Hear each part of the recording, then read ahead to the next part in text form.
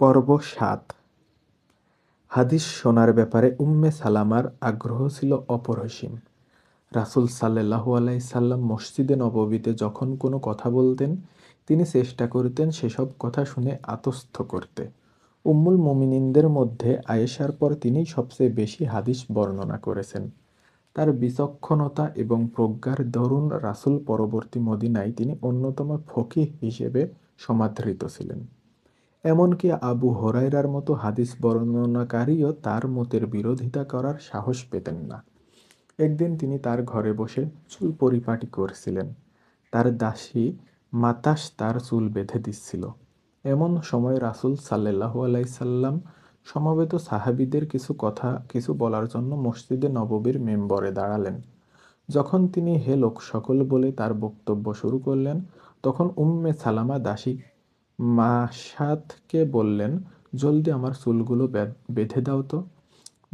দাসী মাতাস বলল, এত তাড়াতাড়ি করতে হবে কেন? রাসূল তো কেবল হে লোক সকল বলছেন।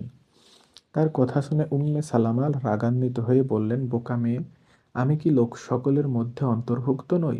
এ কথা বলে তিনি নিজেই নিজের চুল বেঁধে মসজিদে নববীর দেয়ালের পাশে দাঁড়িয়ে নিবিড়ভাবে রাসূলের কথা শুনতে লাগলেন। উম্মে সালামা রাদিয়াল্লাহু তাআলা আনহার জ্ঞান সন্ধিষ্ণুতা ছিল প্রবল। নানা বিষয়ে তিনি রাসূলকে প্রশ্ন করতেন। যখনই কোনো সমস্যা বা ঘটনা সামনে আসত, তিনি নিঃসংকোচে রাসূলকে জিজ্ঞেস করতেন। উম্মে সালামার আগের সন্তানদের রাসূল সাল্লাল্লাহু আলাইহি সাল্লাম লালন পালনের ভার নিয়েছিলেন। তাদের মধ্যে দুজন তখনও বেশ ছোট ছিল। উম্মে সালামা নিজ হাতে চামড়া প্রক্রিয়াজাত করে উপার্জন করতেন এবং এ উপার্জন দিয়ে নিজের ও সন্তানদের ভরণ পোষণের ব্যবস্থা করতেন। তিনি একজন স্বনির্ভর নারী ছিলেন।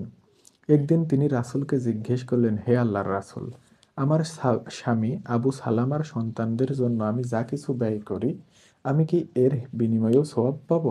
উত্তরে রাসূল সাল্লাল্লাহু আলাইহি সাল্লাম বললেন, তাদের জন্য তুমি যা ব্যয় করো তার বিনিময়ে অবশ্যই তুমি সওয়াব পাবে। প্রাণিধানযোগ্য রাসূলের স্ত্রীদের মাঝে অনেকেই স্বহস্তে পরিশ্রম করে উপার্জন করতেন।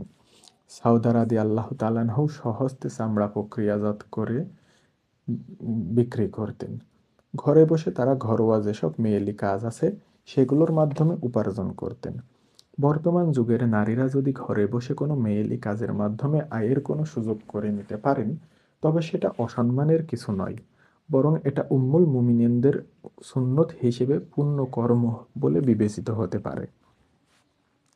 উম্মে সালামা রাদিয়াল্লাহু তাআলা আনহা অনেক সময় অনেক সাহসী কথাবার্তা বলতেন। যেহেতু রাসূল ছিলেন ইসলামের সঞ্জীবনী ধারা, এ কারণে ইসলামের যেকোনো বিষয় তার কাছ থেকে সঠিকভাবে অবগত হওয়ার বাসনা তিনি সবসময় লালন করতেন। এতে ভয় বা সংকোচের ধার ধারতেন না। একদিন তিনি রাসূলকে জিজ্ঞেস করলেন, হে আল্লাহর রাসূল, পুরুষেরা তো জিহাদ করতে পারে, কিন্তু নারীরা তো জিহাদ করতে পারে না। আবার উত্তরাধিকার সম্পদ বণ্টনেও পুরুষদের তুলনায় নারীরা অর্ধেক পেয়ে থাকে। এর কারণ কি? তার এমন প্রশ্নের জবাবে স্বয়ং আল্লাহ উত্তর দেন সূরা নিসার ৩২ নম্বর আয়াতে, তোমরা সে বিষয়ে অযথা লোভ করো না যে বিষয়ে আল্লাহ একের ওপর অপরের শ্রেষ্ঠত্ব দান করেছেন। আরেকবার তিনি জিজ্ঞেস করে বসলেন, হে আল্লাহর রাসূল, কুরআনে শুধু পুরুষদের কথাই বলা হয়েছে, নারীদের সম্বোধন করে কেন বলা হয়নি?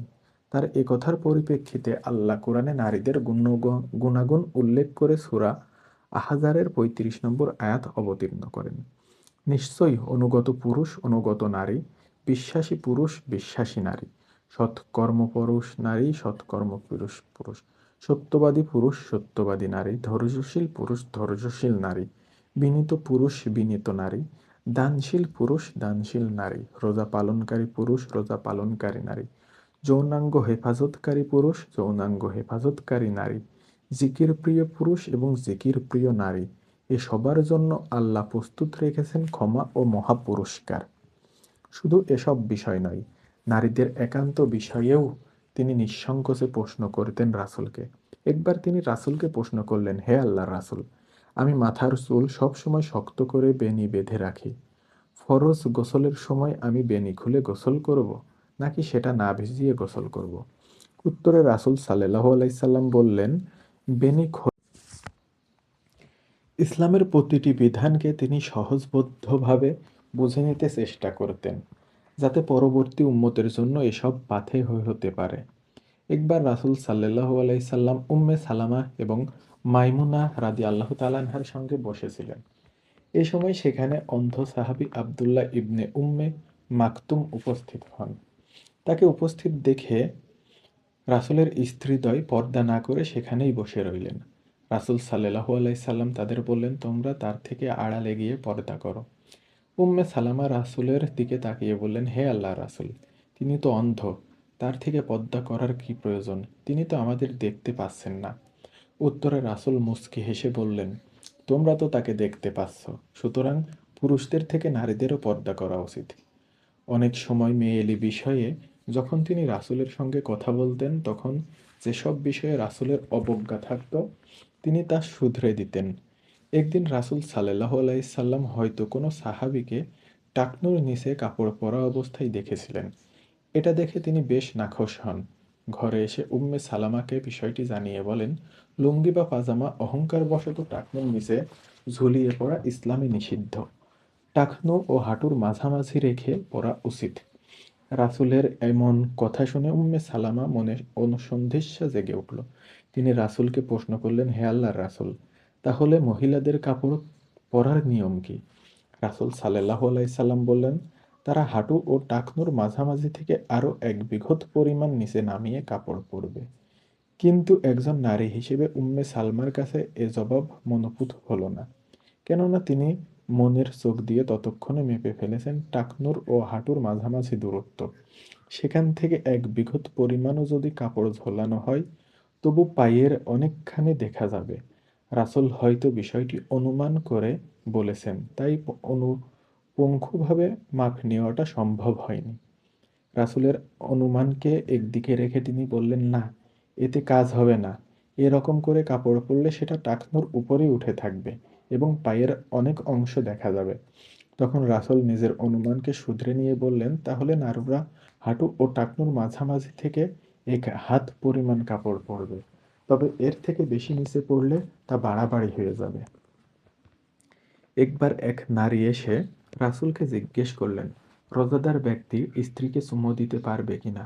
রাসূল সাল্লাল্লাহু আলাইহি সাল্লাম সাধারণত এমন ব্যক্তি ঘনিষ্ঠ বিষয়ে কথা বলতে সংকোচ বোধ করতেন। বিশেষত যদি কোনো নারী এসব বিষয়ে প্রশ্ন করতেন, তাহলে তার উত্তর জানতে নিজের কোনো স্ত্রীর কাছে যেতে বলতেন। আগত নারীর প্রশ্নের উত্তর পাওয়ার জন্য তিনি উম্মে সালমার কাছে যেতে বললেন।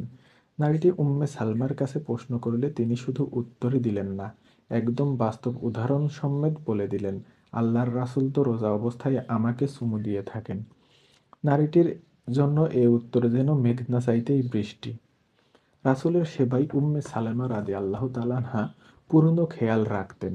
যেদিন তার পালা থাকত সেদিন তিনি ঘর-দোর পরিচ্ছন্ন করে রাখতেন। রাসূলের পছন্দনীয় খাবার রান্না করার জন্য চেষ্টা করতেন। সাফিনা নামে তার একজন ক্রীতদাসী ছিল। তিনি তাকে এক শর্তে মুক্ত করে দেন। রাসূল যতদিন জীবিত থাকবেন ততদিন তার সেবা করবে। রাসূল সাল্লাল্লাহু আলাইহি সাল্লাম উম্মে সালামাকে তার বুদ্ধিমত্তা, প্রজ্ঞা ও বিচক্ষণতার জন্য যথেষ্ট সম্মান করতেন। প্রতিদিন জোহর ও আসরের নামাজের পর তিনি এক এক করে সকল স্ত্রীর ঘরে যেতেন এবং তাদের হালপুরস্থি করতেন। এই হালপুরস্থি শুরু করতেন উম্মে সালামার ঘর থেকে এবং শেষ করতেন আয়েশার ঘরে এসে। উম্মে সালামা বরকতের উদ্দেশ্যে রাসূলের কয়েকটি চুল একটি কৌটার মধ্যে রেখে দিয়েছিলেন। রাসূল পরবর্তী সময়ে অনেকেই আসত এ চুল থেকে বরকত গ্রহণের জন্য। রাসূল সাল্লাল্লাহু আলাইহি সাল্লাম একদিন উম্মে সালামার ঘরে ছিলেন। তাদের সঙ্গে উম্মে সালামার মেয়ে জয়নবও ছিল। এমন সময় সেখানে ফাতেমা রাদিয়াল্লাহু তাআলা আনহা তার ২ ছেলে হাসান ও হুসাইন রাদিয়াল্লাহু তাআলা আনহাকে সঙ্গে নিয়ে প্রবেশ করলেন। রাসূল তার মেয়ে ও ২ নাতিকে দেখে তাদের বুকে জড়িয়ে ধরে বললেন, এরাই হলো আমার আহলে বায়াত। আল্লাহ তাদের ক্ষমা করুন এবং তাদের নিজ রহমত দ্বারা ঢেকে দিন। রাসূলের এই কথা শুনে উম্মে সালামা কাঁদতে শুরু করলেন। তাকে কাঁদতে দেখে রাসূল বলে উঠলেন, তুমি আবার কাঁদছ কেন? উম্মে সালামা চোখ মুছে বললেন, হে আল্লাহর রাসূল, আপনি তাহলে বায়াত বলে আমাদের মাঝে দেয়াল তুলে দিলেন যে? আপনি আমি এবং আমার কন্যাকে ভুলে গেছেন। রাসূল তাকে সান্ত্বনা দিয়ে বললেন, তুমি এবং তোমার মেয়েও আমার আহলে বায়াত। উম্মে সালামার মেয়ে জয়নবকে রাসূল সাল্লাল্লাহু আলাইহি সাল্লাম অত্যন্ত ভালোবাসতেন। একদিন তিনি গোসল করছিলেন, এমন সময় ছোট্ট জয়নব রাসূলের মুখে পানি ছিটিয়ে দেয়। রাসূলও দুষ্টুমি করে তার দিকে পানি ছিটিয়ে দিলেন। উম্মে সালামার জন্য সন্তানদের তিনি যথেষ্ট স্নেহ ভালোবাসা দিয়ে প্রতিপালন করবেন। উম্মে সালামার ছেলে সালামার সঙ্গে তার চাচা হামজার কন্যা উমামার বিয়ে দেন। বিয়ের পর তিনি নতুন বর-বধূর দিকে তাকিয়ে সাহাবীদের সম্বোধন করে বলেন, দেখো, আমার পক্ষ থেকে সালামার জন্য এ ক্ষুদ্র উপহারটি। রাসূল সাল্লাল্লাহু আলাইহি সাল্লাম যখন মৃত্যুশয্যায় ছিলেন, তখন উম্মে সালামার পরামর্শেই জীবনের শেষ কয়টা দিন তাকে আয়েশার ঘরে স্থানান্তর করার ব্যবস্থা করা হয়। রাসূলের জীবনের শেষ মুহূর্তেও তিনি তার বিচক্ষণতা ও ভালোবাসা দিয়ে রাসূলকে আনন্দিত করতে চেয়েছিলেন এবং তিনি সেটা করতে পেরেছিলেন। রাসূলের পরলোক গমনের পর আরবের মানুষ সকল উম্মুল মুমিনিনকে শ্রদ্ধাভরে সম্মান জানাত। কিন্তু উম্মুল মুমিনিন আয়েশা ও উম্মে সালামা রাদিয়াল্লাহু তাআলা আনহাকে সম্মান জানানোর মাত্রা বরাবরই বর্ধিত ছিল। কারণ এ দুই মহীয়সী ইসলামী জ্ঞানের প্রধান দুই আধার হাদিস ও ফিকহ বিষয়ে যথেষ্ট ব্যুৎপত্তি অর্জন করেছিলেন এবং মানুষের ধর্মীয় বিষয়ে ফতোয়া দেওয়ার ব্যাপারে তাদের রায় সর্বসম্মতিক্রমে গৃহীত হতো। উম্মুল মুমিনিন উম্মে সালামা রাদিয়াল্লাহু তাআলা আনহা সর্বমোট ৩৭৮টি হাদিস বর্ণনা করেন। বুখারী ও মুসলিম শরীফে সম্মিলিতভাবে তার ১৩টি হাদিস উদ্ধৃত রয়েছে। তার থেকে প্রায় ১২ জন সাহাবী হাদিস বর্ণনা করেছেন। তাদের মধ্যে আবু হুরায়রা ও আব্দুল্লাহ ইবনে আব্বাসও রয়েছেন। উম্মুল মুমিনিন উম্মে সালেমা রাদিয়াল্লাহু তাআলা আনহা ২৩ হিজরি সনে ৮৪ বছর বয়সে মদিনায় ইন্তেকাল করেন। তিনি মৃত্যুর আগে ওসিয়ত করেন তার জানাজার নামাজ যেন সাইদ ইবনে যায়েদ রাদিয়াল্লাহু তাআলা আনহা পড়ান। কিন্তু সাইদ ইবনে যায়েদ তার মৃত্যুর আগেই মৃত্যুবরণ করেন। তিনি আরও ওসিয়ত করে গিয়েছিলেন তার জানাজার ইমামতি যেন মদিনার তখনকার গভর্নর ওলীদ ইবনে উতবা না পড়ান। তিনি শাসকগোষ্ঠীর তাকওয়ার ব্যাপারে সন্দিহান ছিলেন।